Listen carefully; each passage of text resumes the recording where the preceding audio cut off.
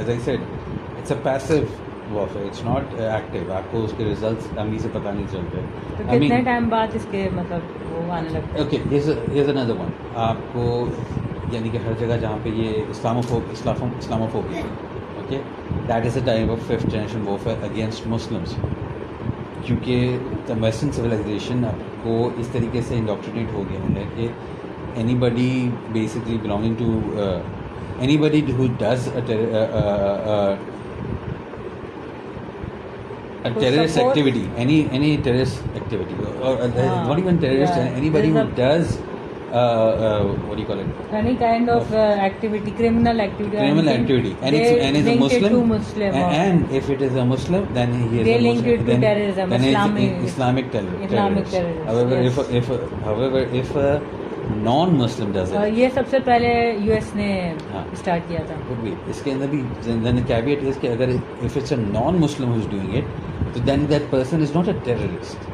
He is a suspect, or he is, उसको name ही basically different करते हैं, उनको टेररिस्ट बोला ही नहीं जाता। जैसे अगर कोई वाइट स्किन पीपल, गोरा जैसे, Caucasians हो, वो कोई गन लेके चला जाता है किसी स्कूल में किसी बच्चों की, और वहाँ पे फायर कर देता है, जैसे अमेरिका में तो हो रहा उसको है। लोन गनमैन कहते हैं। उसको हाँ। वो लोग कहते हैं कि वो लोन गनमैन था, और वो, लेकिन अगर ऐसे कोई मुस्लिम होता तो उसको कहते हैं ये टेररिस्ट था, इस्लामिक टेररिज्म।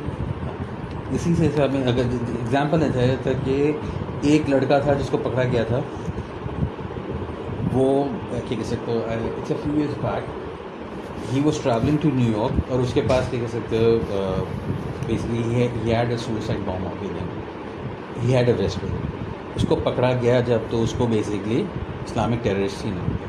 लेकिन सिमिलरली जब एक गोरा जिसने क्या कह सकते हो एक पूरी बार जिसके अंदर कह सकते क्रिश्चियंस थे, ठीक है, church, sorry not bar, church था, एक सिनेरियो चर्च का भी, एक सिनेरियो बार का भी है, जिसमें एक गोरा जिसने क्या कह सकते हो चर्च में जाके, ब्लैक चर्च के अंदर था, उसमें जाके ओपन फायर कर दिया, he killed a lot of people, I mean 30-40 people, वहाँ पे कांग्रेगेशन थी, उसको मार दिया सबको, ठीक है। उसको पकड़ा गया, उसको ही वाज़न्ट कॉल्ड अ टेररिस्ट, ठीक है।